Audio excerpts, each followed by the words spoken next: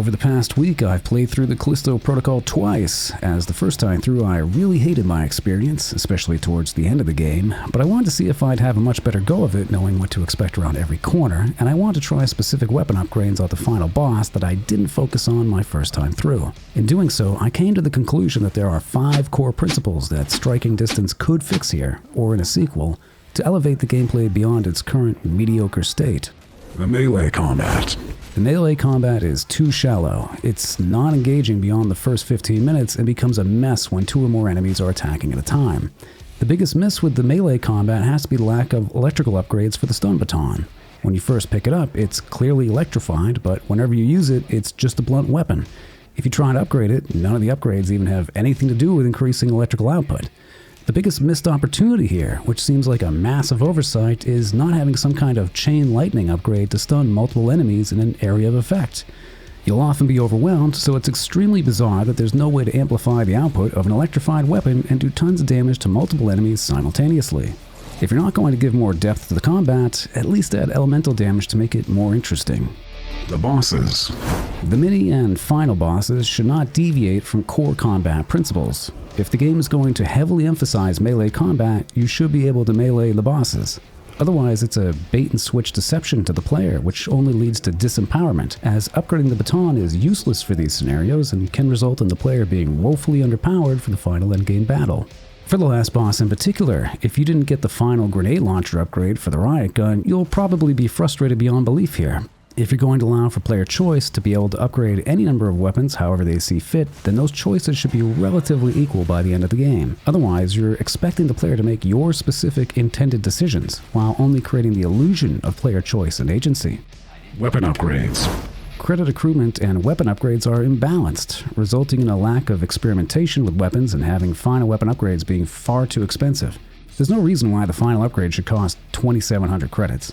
Either drastically increase the value of sellable items or drastically reduce the cost to promote more weapon experimentation. There's just no way in hell I'm going to try the assault rifle after attaining that blueprint in the penultimate chapter of the game, as my strategies have been focused elsewhere given the limited resources available. Blueprints like this should be presented to the player in the first half of the game so they can better plan out their weapon strategies. Otherwise, this just seems like an oversight that the devs realized more weapons were needed and just shoehorned them in at the 11th hour. Stealth sucks. The stealth section at the excavation site is way too long. The entire power generator bit could have been skipped and the game would have been better for it. Sometimes less is more.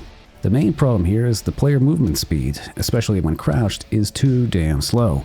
Like slower than molasses moving downhill in winter slow. Add to the fact that bypassing this area without taking out all the enemies is unwise given the amount of credits you can reap from doing so. Again, the economy is just too piss poor to not kill every enemy you come across, so trying to stealthily avoid all these enemies is a fool's errand. These sections are not tense, they're tedious, so reduce the amount of time the player needs to spend in them significantly. Think I got time for this shit? And lastly, Tone. this game takes itself far too seriously considering it isn't scary at all. It's more of a horror action game than survival horror, so instead of trying to replicate the serious, foreboding tone of Dead Space, the devs should have instead focused on it being something like Evil Dead in space. In that sense, it should go for even more gratuitous gore. Enemies should have less HP, they should be easier to dismember, and there should be waves upon waves of enemies that come after you instead of only a few enemies per area. If you want to make melee combat the focus, make it a bloodbath.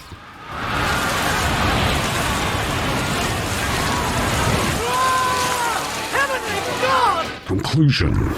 Overall, the actual gameplay of the Callisto Protocol is the worst part about it.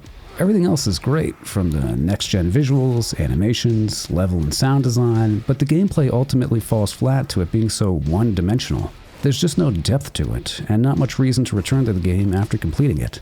Especially since most players will feel pissed off about the last boss and ending given they had no way to anticipate how to prepare for that final fight initially. First impressions are important, and as far as the Callisto Protocol is concerned. You blew it.